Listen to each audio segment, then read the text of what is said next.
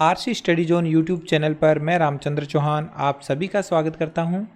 प्यारे बच्चों, आज इस वीडियो में हम एनसीईआरटी कक्षा 10 की गणित पाठ्यपुस्तक के अध्याय 7 निर्देशांक ज्यामिति की प्रश्नावली 7.2 का दूसरा भाग करेंगे, जिसमें इस प्रश्नावली के प्रश्न नंबर 7 से 10 को हल किया जाएगा। इससे पहले हमने प्रश्नावली 7.2 का भाग फर्स्ट व भाग सेकंड कंप्लीट कर लिया था। किसी कारण से आपने वो वीडियो नहीं देखे हैं तो इस वीडियो के डिस्क्रिप्शन में जाइए, वहाँ पर दिए गए लिंक पर क्लिक करके वो वीडियो ज़रूर देख लें। इसके अलावा भी अगर आप अध्याय 7 से संबंधित कोई वीडियो देखना चाहते हैं या इस गणित पाठ्यपुस्तक के किसी भी अध्याय से संबंधित कोई वीडियो देखना चाहते हैं तो सभी महत्वपूर्ण लिंक भी आपको इस वीडियो के डिस्क्रिप्शन में मिल जाएंगे। वहाँ से आप कोई भी वीडियो देखकर आगे बढ़ सकते हैं। तो वीडियो स्टार्ट करने से पहले अगर आपने अभी तक चैनल को सब्सक्राइब नहीं कर रखा है तो चैनल सब्सक्राइब कर लें, क्योंकि बोर्ड परीक्षा के लिहाज से आपको महत्वपूर्ण पाठ्य सामग्री से संबंधित जो भी वीडियोस हैं वो और पीडीएफ नोट्स हैं वो आपको लगातार इस चैनल पर उपलब्ध होते रहेंगे। तो चैनल से जुड़ने के लिए चैनल सब्सक्राइब करके बेल आइकन प्रेस कर देवें। आइए स्टार्ट कर लेते हैं। क्वेश्चन नंबर 7 करेंगे। सबसे पहले क्वेश्चन नंबर 7 में हमें प्रश्न में दिया हुआ है, बिंदु ए के निर्देशांक ज्ञात कीजिए जहाँ ए बी एक वृत्त का व्यास है जिसका केंद्र 2,-3 है तथा बी के निर्देशांक 1,4 है। तो जैसा कि प्रश्न में लिखा हुआ है कि ए बी एक वृत्त का व्यास है और वृत्त का जो केंद्र है वो 2,-3 है और जो व्यास है ए बी उसका एक सिरा है बी, उसके निर्देशांक पता है, दूसरे सिरे ए के निर्देशांक ज्ञात करने हैं। तो इसका डायग्राम बना के आपको समझ में आएगा अच्छे से। तो आप यहाँ पर देखिए बच्चों, ये हमने एक वृत्त बनाया। वृत्त का केंद्र बिंदु O है और ये केंद्र O से गुजरता हुआ एक व्यास AB है। B बिंदु के निर्देशांक हमें दिए हुए हैं 1,4, केंद्र O के निर्देशांक दिए हुए हैं 2,-3 और A बिंदु के निर्देशांक हमें ज्ञात करने हैं। तो O क्या होता है? व्यास का मध्य बिंदु। तो हमने मध्य बिंदु के अकॉर्डिंग इसको हमने O मान लिया और ये हो गया x1, y1 बिंदु A और x2, y2 बिंदु B हो गया, जिसके निर्देशांक हमें पता है। तो मध्य बिंदु का फार्मूला इसमें लगेगा। तो हम शुरुआत करेंगे, प्रश्न की हल लिखेंगे।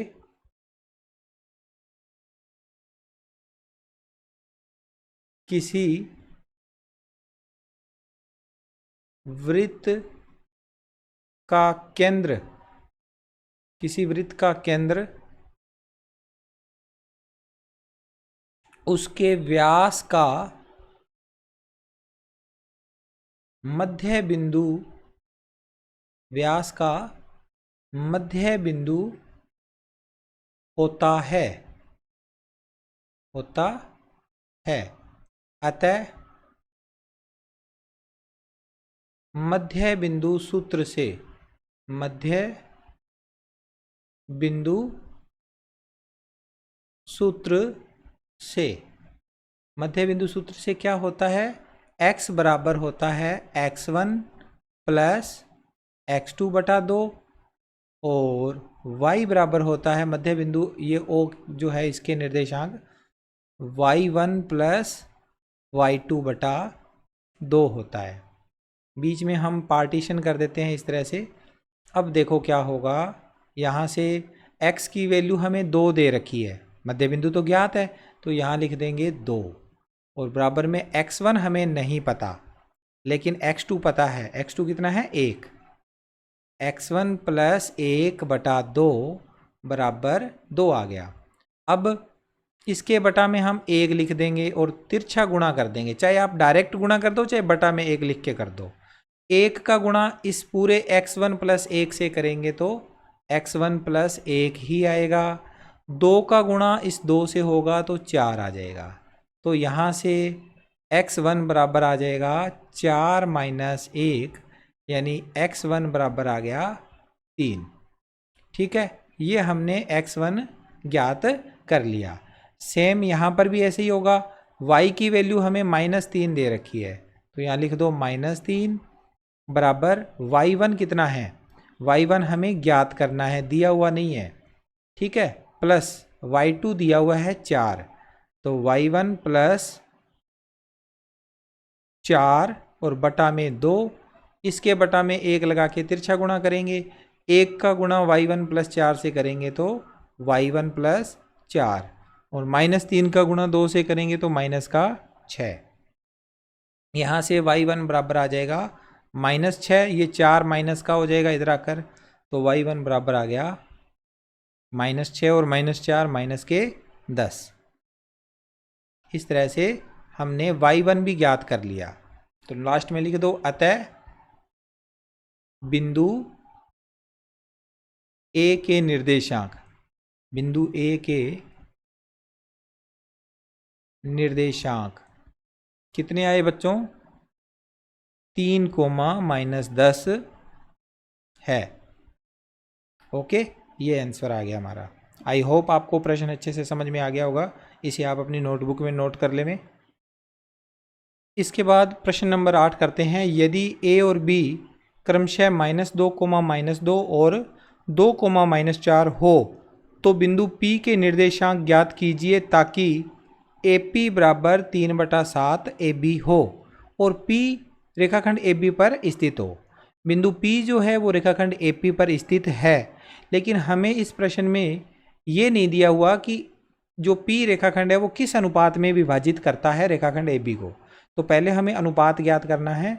उससे भी पहले हमें जैसा ये प्रश्न में लिखा हुआ है उसके अकॉर्डिंग इस प्रश्न को समझना है। तो देखो, सबसे पहले हम इस प्रश्न में नोट करेंगे कि जो ए और बी बिंदु है उनको मिलाने वाला एक रेखाखंड है।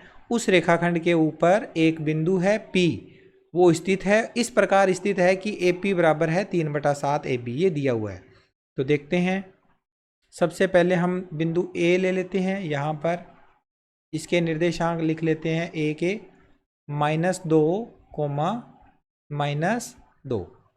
ठीक है, दूसरा बिंदु इस जगह पे ले लेते हैं, इसके निर्देशांक है B 2, -4।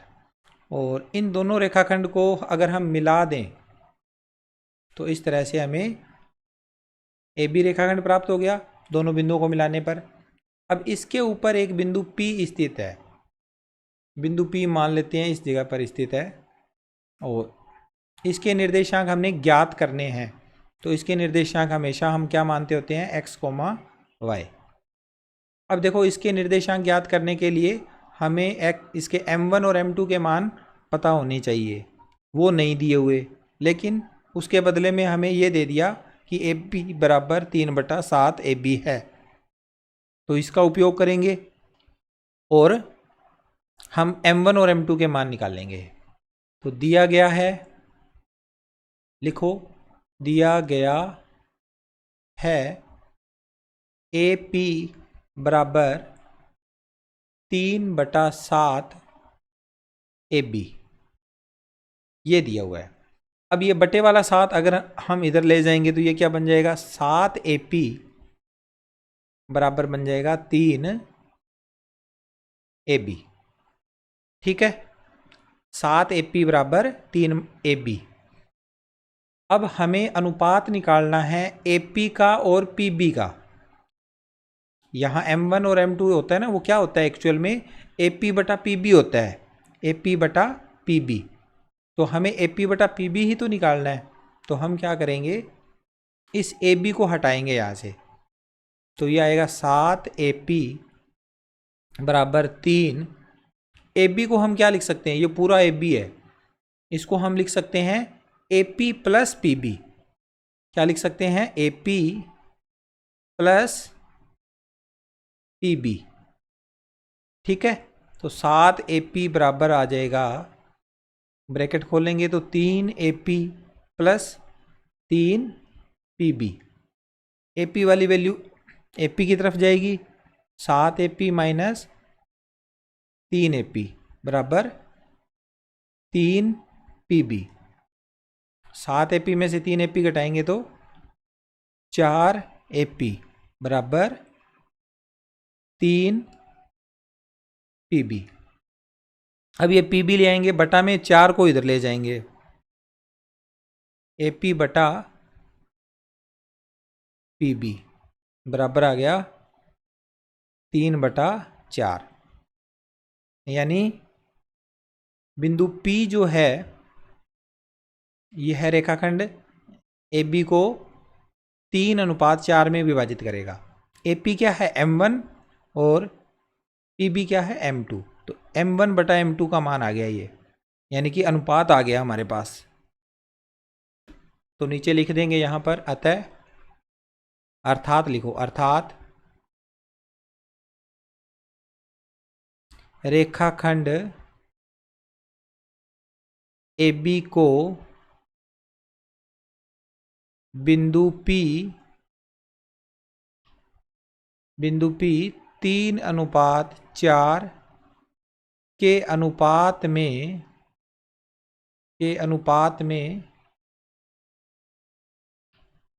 अनुपात में विभाजित करता है, विभाजित करता है। तो अब हम विभाजन सूत्र लगा सकते हैं। तो इसमें हम विभाजन सूत्र अप्लाई करेंगे सेम इसी डायग्राम में। ये वाला डायग्राम जो है इसमें हमें x1 और y1 दिया हुआ है, ये x2 और y2 दिया हुआ है। अब हमने m1 और m2 भी निकाल लिया। m1 और m2 क्या है 3 और 4, ठीक है। तो यहाँ पर हम लिखते हैं आगे, विभाजन सूत्र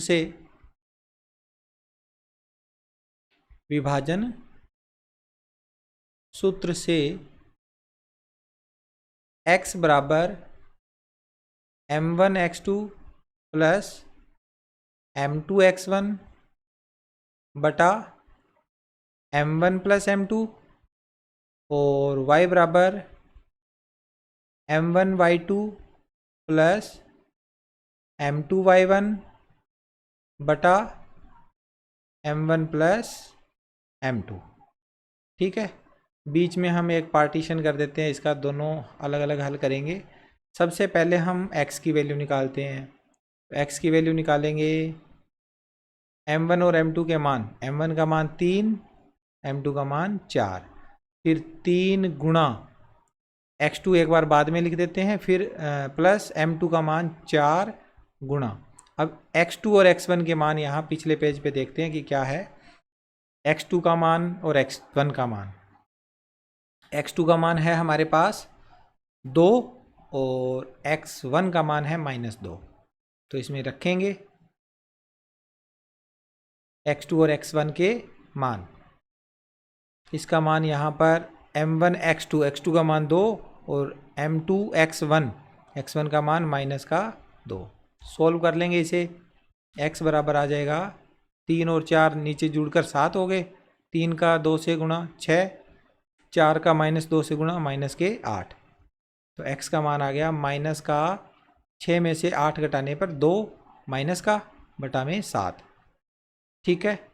और इधर y बराबर m1 प्लस m2 यानी 3 प्लस 4, इधर भी सेम 3 गुणा y2 की जगह छोड़ दो एक बार, फिर प्लस m2 का मान 4 गुणा y1 का मान। पीछे पेज पे देखते हैं कि क्या है। तो हमें y2 चाहिए पहले, तो फिर y1 चाहिए। तो y2 का मान -4 और y1 का मान -2, -4 -2। तो यहाँ पर लिखेंगे y2 की जगह पर -4 और y1 की जगह -2।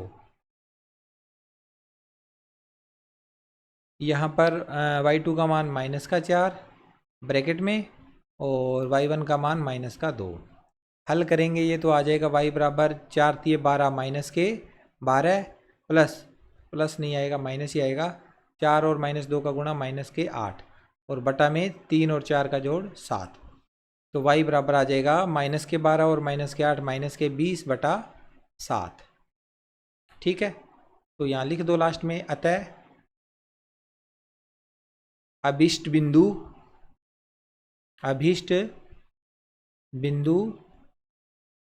P के निर्देशांक, P बिंदु के निर्देशांक कितने आ गए, -2 बटा 7, -20 बटा 7 आंसर। ठीक है बच्चों, इसे आप अपनी नोटबुक में नोट कर लें और आगे चलते हैं इसके बाद अगले क्वेश्चन की तरफ। इसके बाद प्रश्न नंबर 9, बिंदुओं ए -2,2 और बिंदु डी है बी है 2,8 को जोड़ने वाले रेखाखंड ए बी को 4 बराबर भागों में विभाजित करने वाले बिंदुओं के निर्देशांक ज्ञात कीजिए। बहुत ही आसान सा प्रश्न है बच्चों ये, और आप अच्छे से इसको समझ लेंगे क्योंकि इस प्रश्न में ज़्यादा इतना कुछ है नहीं। आप इसको ध्यान से थोड़ा सा समझ लोगे तो आप कभी नहीं भूलोगे। देखो, दो बिंदु है ए और बी, इनको जोड़ने वाला एक रेखाखंड है। तो पहले इतना बना लेते हैं अपने। मान लो कि आपके पास पहला बिंदु है वो ए है, जिसके निर्देशांक हमें दिए हुए हैं -2,2, और दूसरा बिंदु इस जगह पर ले लेता हूँ यहाँ पर, और इस बिंदु के निर्देशांक बी दिए हुए हैं 2,8। ठीक है, इन दोनों को जोड़ना है, एक रेखाखंड बन जाएगा हमारे दोनों बिंदुओं को जोड़ने पर। ठीक है, इस तरह से हमने एक रेखाखंड बना लिया। अब इस रेखाखंड के 4 बराबर भाग करने हैं, और 4 बराबर भाग करने का तात्पर्य क्या होता है कि इसके अंदर कितने बिंदु बीच में लेने पड़ेंगे ताकि इसके 4 हिस्से हो जाएं। तो देखो, अगर मैं यहाँ एक पॉइंट लगाऊंगा तो इसके 2 हिस्से हो गए, फिर एक यहाँ और एक यहाँ, ऐसे करके मैंने अब इसके 4 टुकड़े कर दिए, 4 बराबर भाग बंट गए। 3 बिंदु आ गए बीच में। पहला बिंदु हम मान लेते होते हैं कि P है, दूसरा बिंदु Q और तीसरा बिंदु R। ओके, P बिंदु के निर्देशांक लिखे जाते हैं, हमेशा हम लिखते होते हैं x, y से। Q बिंदु के निर्देशांक लिखते होते हैं x डैश, y डैश से। और R बिंदु के निर्देशांक x double dash, y double dash. अपनी मर्जी से आप बड़े एक्स वाई से भी लिख सकते हो। अब क्योंकि ये समान भागों में इसने बांट दिया, तो इसका जो अनुपात होगा वो क्या आएगा, सबके ऊपर एक एक आ जाएगा, एक एक एक, प्रत्येक हिस्सा बराबर है। ठीक है, अब इनके निर्देशांक ज्ञात करने हैं, P बिंदु के, Q बिंदु के और R बिंदु के। तो देखो कैसे निकलेंगे, थोड़ा सा समझ लो पहले इसे। P बिंदु के जब हम निर्देशांक ज्ञात करेंगे तो हम लिखेंगे कि P बिंदु इस AB रेखाखंड को किस अनुपात में विभाजित कर रहा है। तो P बिंदु के एक तरफ देखो एक अनुपात आ रहा है, और इससे आगे की तरफ देखोगे तो 1 2 3 3 अनुपात आ रहे हैं। तो ये टोटल क्या बन गया, 1:3। P बिंदु ने रेखाखंड AB को 1:3 में विभाजित कर दिया। फिर ऐसे ही हम Q की तरफ चलेंगे, तो जब Q बिंदु के निर्देशांक निकालेंगे तो Q बिंदु के निर्देशांक निकालने के लिए Q बिंदु के इस तरफ देखा हमने 1 और 1 2, Q बिंदु के दूसरी तरफ देखा तो 1 और 1 2, यानी कि दोनों तरफ मान बराबर हैं। जब बराबर मान आ जाते हैं तो वो बिंदु क्या होता है, मध्य बिंदु होता है। तो Q बिंदु के निर्देशांक निकालने के लिए मध्य बिंदु सूत्र काम में लेंगे। ठीक है, और जब R बिंदु के निर्देशांक निकालेंगे तो R बिंदु के एक तरफ देखो 1 2 3 अनुपात आए हुए हैं, और दूसरी तरफ अकेला 1 अनुपात आया हुआ है। तो 3:1 से विभाजित करेगा बिंदु R रेखाखंड AB को। तो विभाजन सूत्र का उपयोग होगा इसमें भी। हम विभाजन सूत्र में M1 का मान 3 रखेंगे, M2 का मान 1 रखेंगे, उससे ये सवाल हमारा कंप्लीट हो जाएगा। तो हम इसको बारी बारी से हल करते हैं। पहला पॉइंट हम इसमें ले लेते हैं, बिंदु P जिसके निर्देशांक x, y है। यह रेखाखंड AB को 1:3 के अनुपात में विभाजित करता है,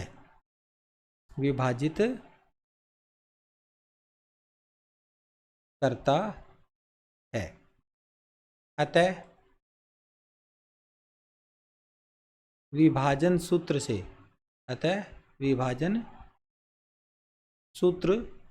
से x बराबर m1x2 प्लस m2x1 बटा m1 प्लस m2, और y बराबर m1y2 प्लस m2y1 बटा m1 प्लस m2। ठीक है, अब इसमें मान रखेंगे। x की वैल्यू निकालने के लिए m1 1:3 है तो 1 आएगा, 1 गुणा x2 है 2 प्लस m2 का मान 3, दूसरा अनुपात 3 है तो ये m2 हो गया, और x1 कितना है -2 बटा में m1 प्लस m2 यानी 1 + 3। आगे हल करेंगे इसे तो x बराबर आएगा 1 और 3 का जोड़ 4, ऊपर करेंगे 1 और 2 का गुणा 2, -2 का 3 से गुणा करेंगे तो -6।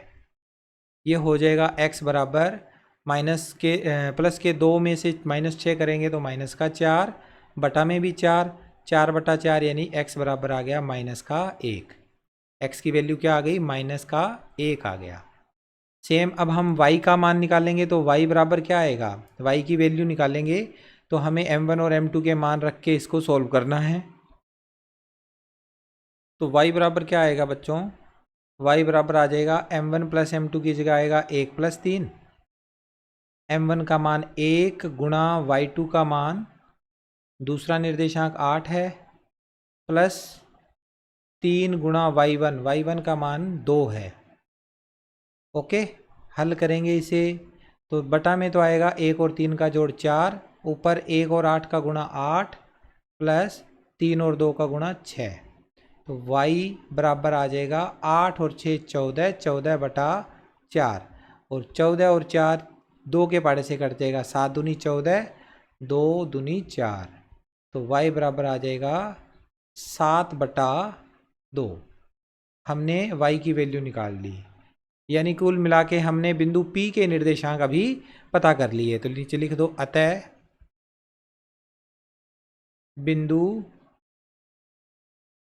P के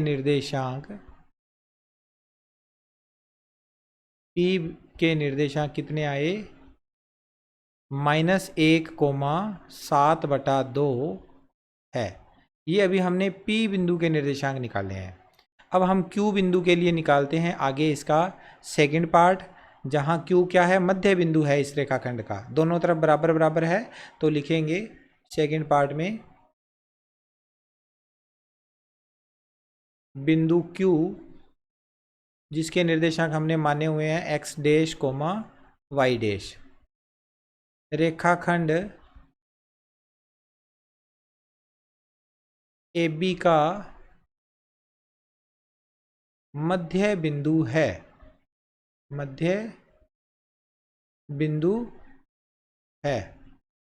अतः मध्य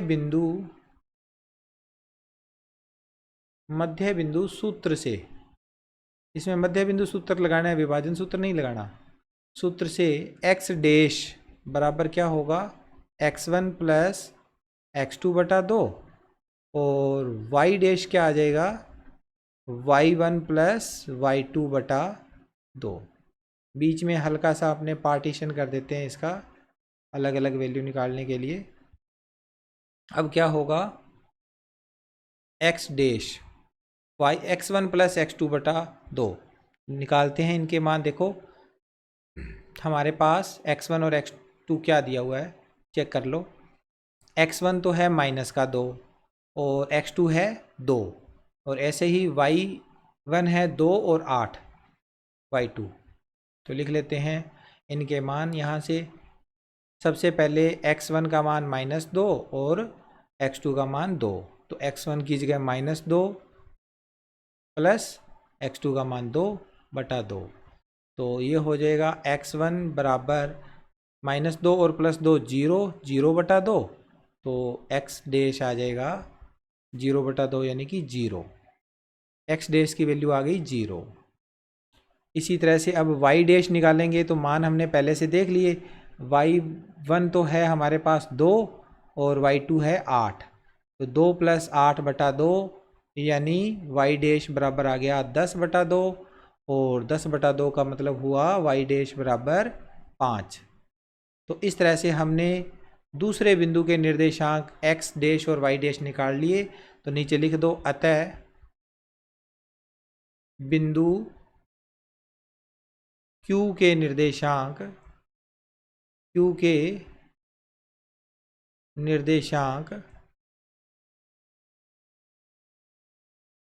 कितने आए, 0,5 है। ये Q बिंदु के निर्देशांक आ गए। अब हमारा तीसरा और अंतिम बिंदु है बिंदु R। तो तीसरा पॉइंट लिख देते हैं, बिंदु R जिसके निर्देशांक क्या हैं, X double dash comma Y double dash. ये रेखाखंड AB को किस अनुपात में विभाजित करेगा, पहले भी बताया था मैंने। रेखाखंड AB को एक तरफ इसके 3 अनुपात है और एक तरफ 1 है। तो 3:1 के अनुपात में विभाजित करता है,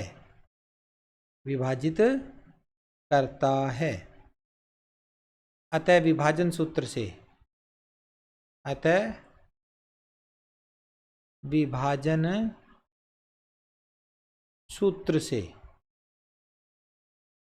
विभाजन सूत्र से एक्स डबल डैश बराबर m1x2 प्लस m2x1 बटा m1 प्लस m2 और y डबल डैश बराबर m1y2 प्लस m2y1 बटा m1 प्लस m2। ये हमारे पास फार्मूले के अंदर अब हम वैल्यू रखेंगे इसमें। तो सबसे पहले एक्स डबल डैश कितना आएगा, एक्स डबल डैश बराबर m1 और m2 के मान 3 और 1 है, तो 3 + 1, फिर ऊपर 3 गुणा x2 यहाँ से देख लो, x2 कितना रखा हुआ है, 2 रखा हुआ है, तो 2 आ जाएगा, प्लस फिर m2 का मान 1 गुणा x1 कितना, x1 की जगह -2 है, तो -2 लिख दो। ओके, दूसरी तरफ y डबल डैश बराबर आएगा m1 का मान 3, m2 का मान 1, 3 गुणा y2 का मान 8 प्लस m2 का मान 1 गुणा y1 का मान 2। इनको अगले पेज पे सॉल्व करते हैं। 3 और 2 का गुणा 6, 1 का गुणा -2 से -2, तो ये आएगा एक्स डबल डैश का मान निकाल देंगे तो कितना आ जाएगा, एक्स डबल डैश हमारे पास एक्स डबल डैश की वैल्यू निकालेंगे हम। ये अगले क्वेश्चन, इसको हटा देते हैं यहाँ से। एक्स डबल डैश की वैल्यू आएगी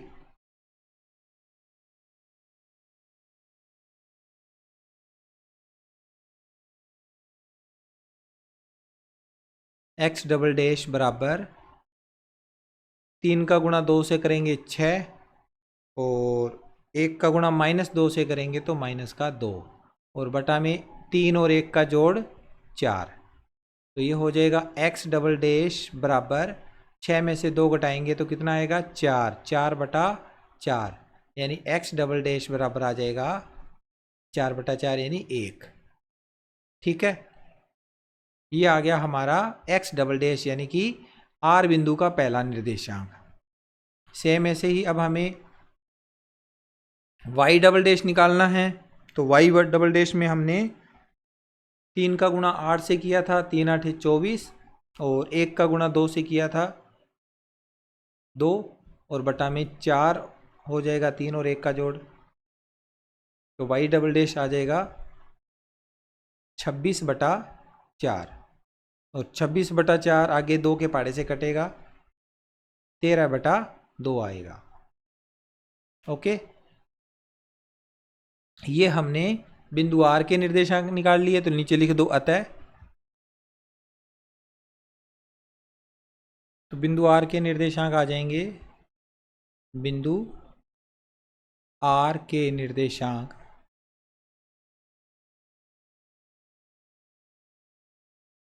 आर के निर्देशांक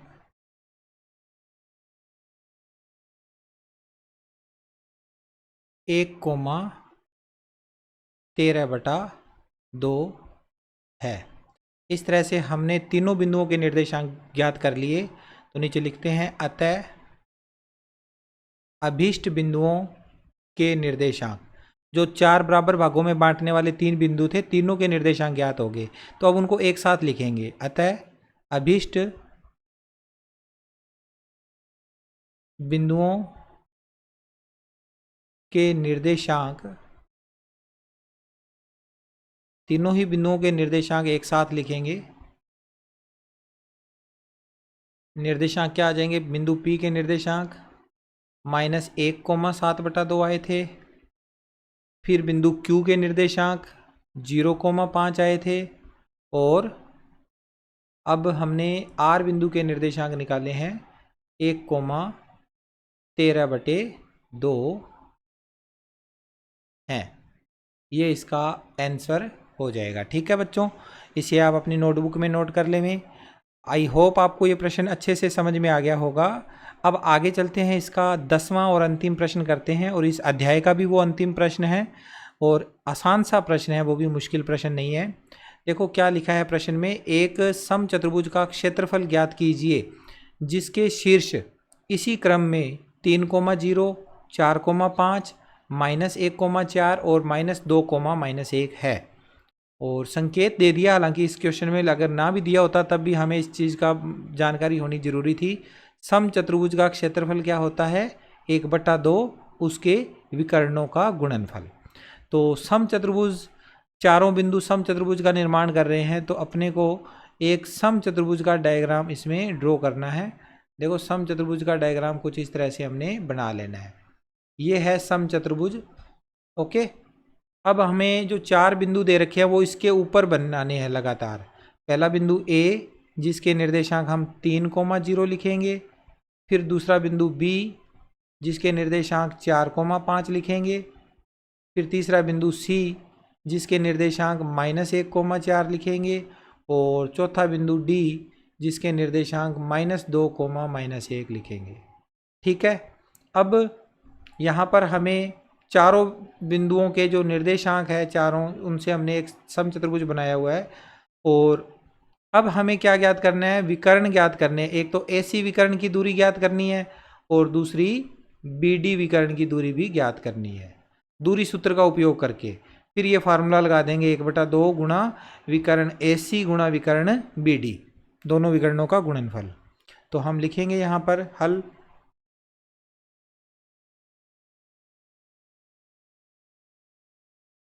दूरी सूत्र से, दूरी सूत्र से हम यहाँ पर दूरी सूत्र लिख देते हैं। पहले तो दो बिंदुओं के बीच की दूरी ज्ञात करने का ये दूरी सूत्र हमने नोट किया। अब हम AB ही ज्ञात करेंगे सबसे पहले। सॉरी, हमें निकालनी है AC और BD, तो AC निकालेंगे। AC सूत्र हालांकि हमने AB के रूप में लिखा है क्योंकि दो बिंदु A और B लेना पड़ता है, लेकिन हम वैल्यू निकाल रहे हैं AC यानी कि विकर्ण AC की।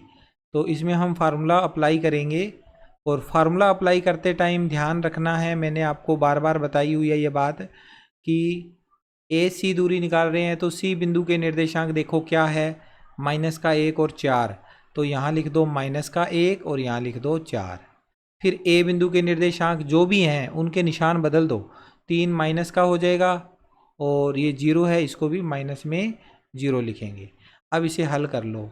AC बराबर आ जाएगा √, -1 और -3 -4 और इसका स्क्वायर, और प्लस में 4 में से 0 घटाएंगे तो ये भी 4, 4 का स्क्वायर मात्रक। तो ये आएगा AC बराबर -4 का स्क्वायर 16 होता है और 4 का स्क्वायर भी 16 होता है। तो 16 + 16 का √ हो जाएगा और मात्रक लग जाएगा साथ में। तो AC की वैल्यू आ जाएगी √32 मात्रक। अब 32 को अगर हम देखें तो 32 का मतलब होता है 16 × 2। 16 का वर्गमूल आ जाता है 4, 4 और √ में 2 रह जाएगा, 4 √2 मात्रक। ये AC निकाल लिया अब हमने। इसी प्रकार अब हम BD निकालेंगे। इसी प्रकार BD दूरी BD निकालेंगे, फार्मूला अप्लाई करेंगे दोबारा से B और D के लिए।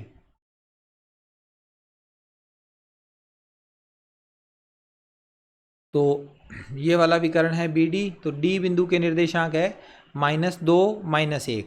यहाँ लिख दो -2, यहाँ लिख दो -1। फिर B बिंदु के निर्देशांक है 4,5, तो 4 की जगह आ जाएगा -4, 5 की जगह आ जाएगा -5। ओके, इसे हल करेंगे तो ये आएगा BD बराबर √, -2 और -2 -6, इसका होल स्क्वायर, प्लस -1 और -5, ये भी -6, इसका भी होल स्क्वायर। इसके साथ में मात्रक शब्द और लगा दो। ओके, अब आगे अगले पेज पे चलते हैं। √6 स्क्वायर प्लस ये इनका वैल्यू निकालेंगे तो कितना आएगा, आगे हल करते हैं।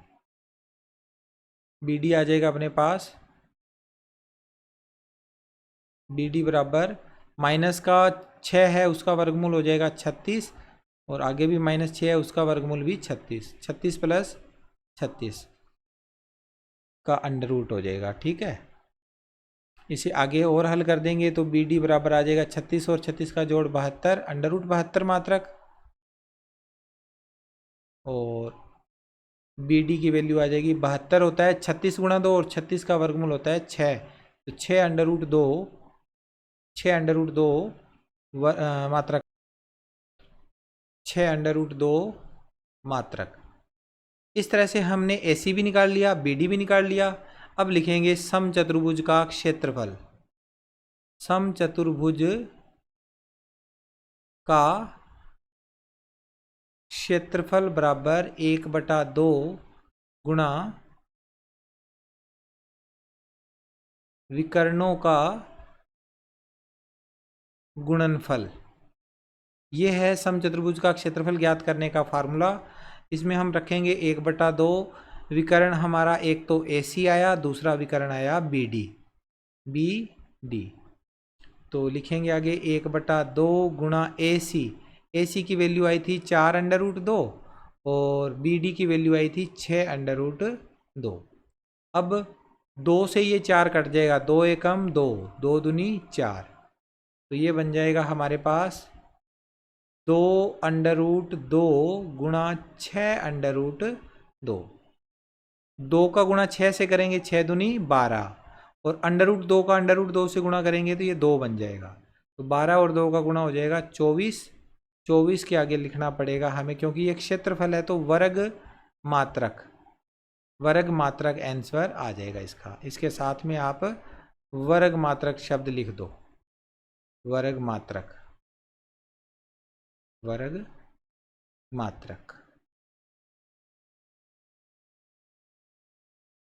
तो इस तरह से हमने ये प्रश्न नंबर 10 कंप्लीट कर लिया। इसका समचतुर्भुज का क्षेत्रफल आ गया 24 वर्ग मात्रक।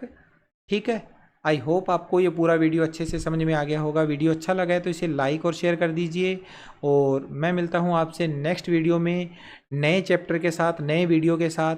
तब तक देखते रहिए मेरा YouTube channel. Thank you, bye bye.